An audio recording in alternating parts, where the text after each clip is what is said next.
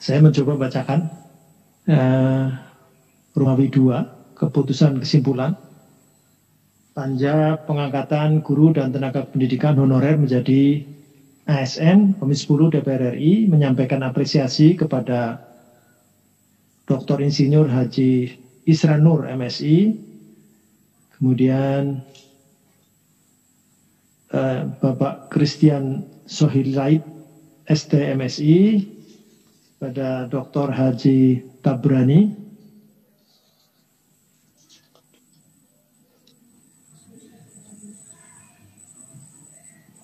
kemudian ada dari NTT Adelino Suarez, kemudian Dr. Insinyur Wahid Wahyudi MT yang telah menyampaikan paparan, masukan dan saran mengenai pengangkatan guru dan tenaga pendidikan honorer menjadi ASN. Bahan tertulis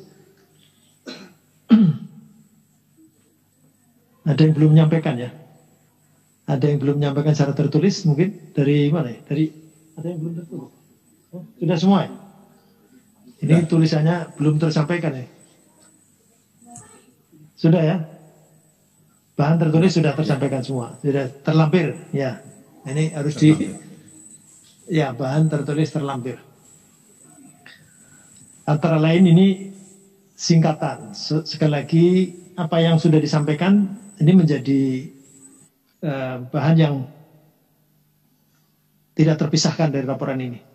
Mohon maaf saya perpanjang dulu berapa menit? 15 menit ya. Barangkali ada masukan-masukan 15 menit, 12, 15.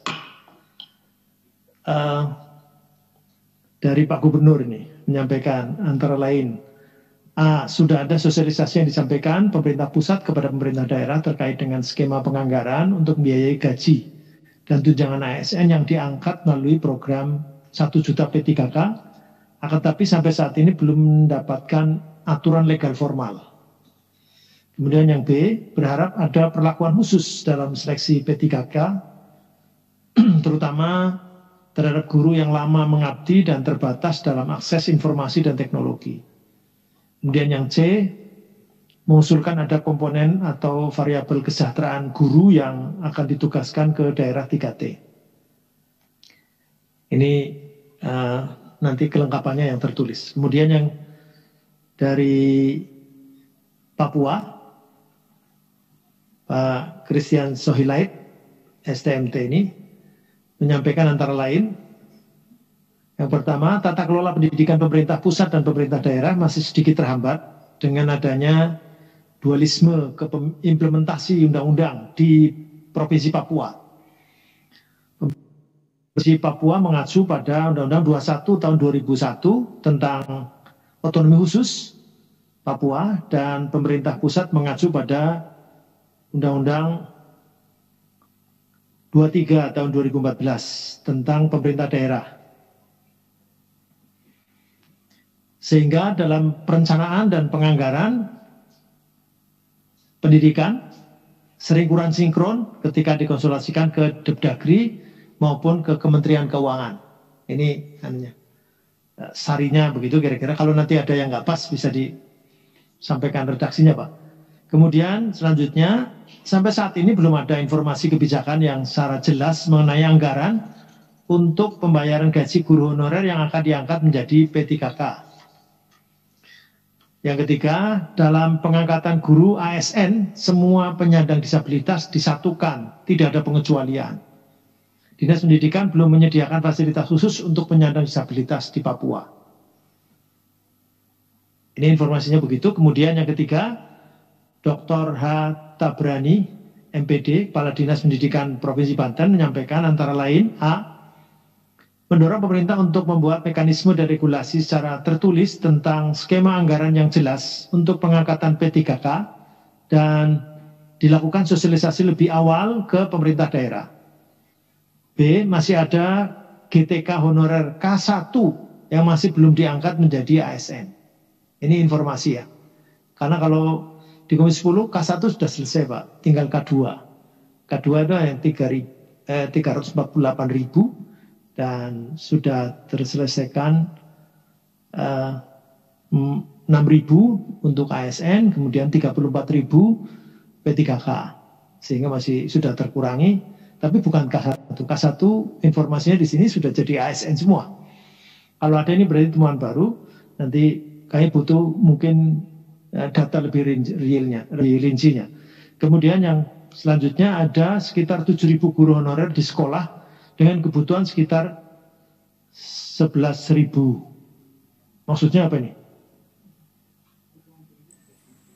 Kebutuhan gurunya 11.000. 7.000 itu apanya?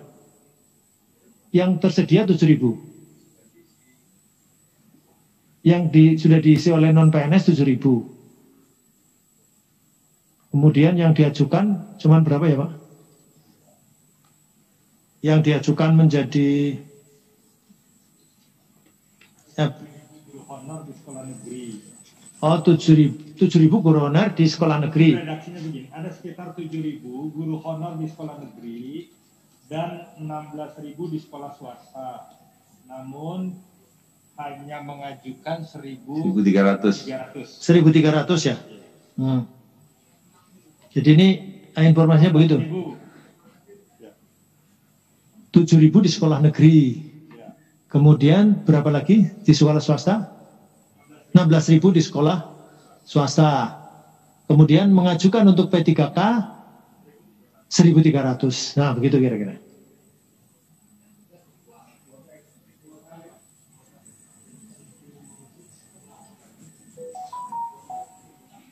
Kuotanya berapa?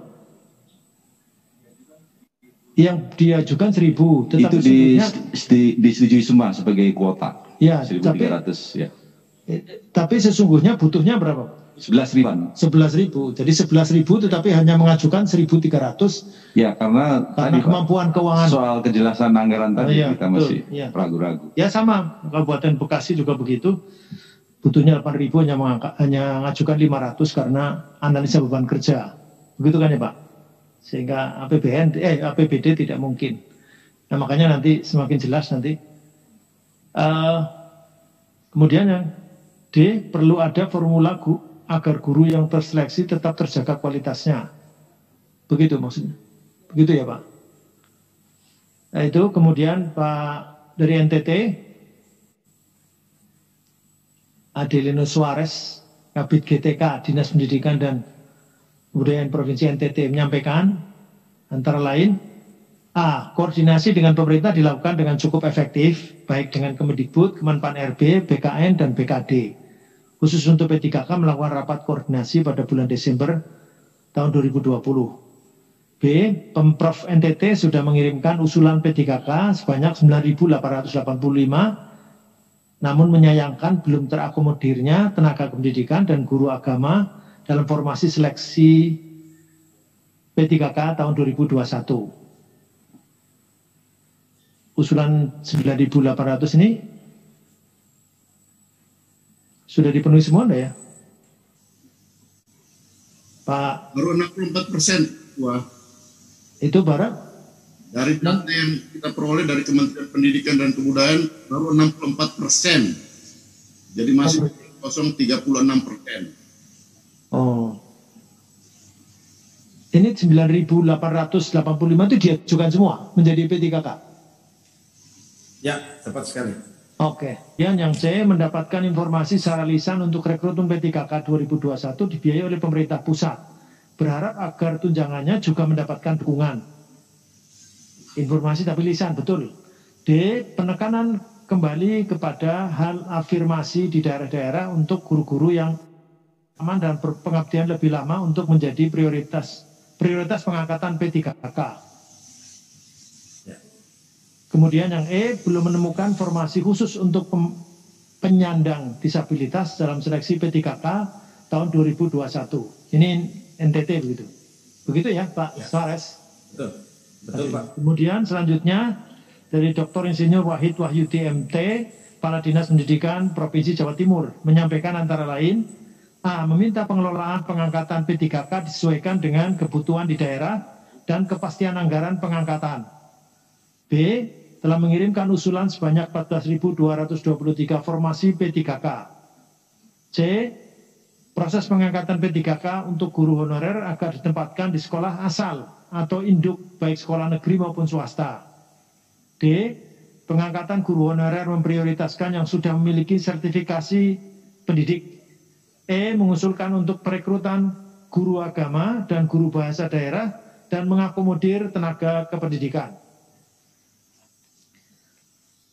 Begitu Bapak Ibu, mungkin ada dari cukup ya. Itu tapi ini bahan-bahan dari Bapak Ibu tetap akan kita jadi bahan yang tidak terpisahkan dari laporan ini. Kemudian yang B, silakan. Saya hanya tambah saja, selain Depdagri dan Keuangan, memang paling banyak kita terbentur dengan Kementerian Pendidikan. Kementerian Pendidikan. Ya. Yang di mana? Di saya ya, Kemendikbud, Kemendagri dan Kemenkeu. Setuju. Sudah ya? Oke. Kemudian terhadap pandangan, penjelasan dan masukan disampaikan para narasumber, Panja PGTK,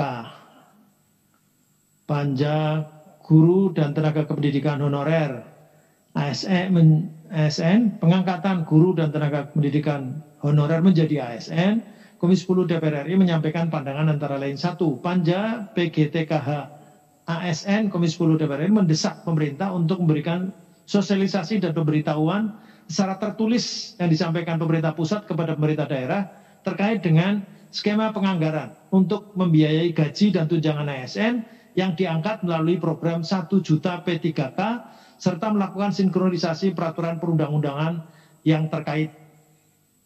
Nanti saya bacakan dulu semua, baru nanti Bapak Ibu anggota barangkali ada yang memberi masukan. Kemudian yang kedua, Panja PGTKH ASN Komisi 10 DPR RI mendesak pemerintah untuk membuat kebijakan afirmasi dalam seleksi P3K tahun 2021. Yang ketiga, Panja PGTKH ASN Komisi 10 DPR RI mendesak pemerintah untuk membuka formasi bagi guru agama, guru olahraga, guru kesenian, guru muatan lokal, dan guru sekolah inklusi pendidikan dalam seleksi P3K tahun 2021. Yang keempat, Panja PGTKH ASN Komisi 10 DPR RI mendorong pemerintah dalam melaksanakan seleksi P3K memperhatikan komitmen guru terhadap Pancasila, NKRI, dan tidak terpapar paham radikalisme serta tidak terlibat dalam organisasi terlarang.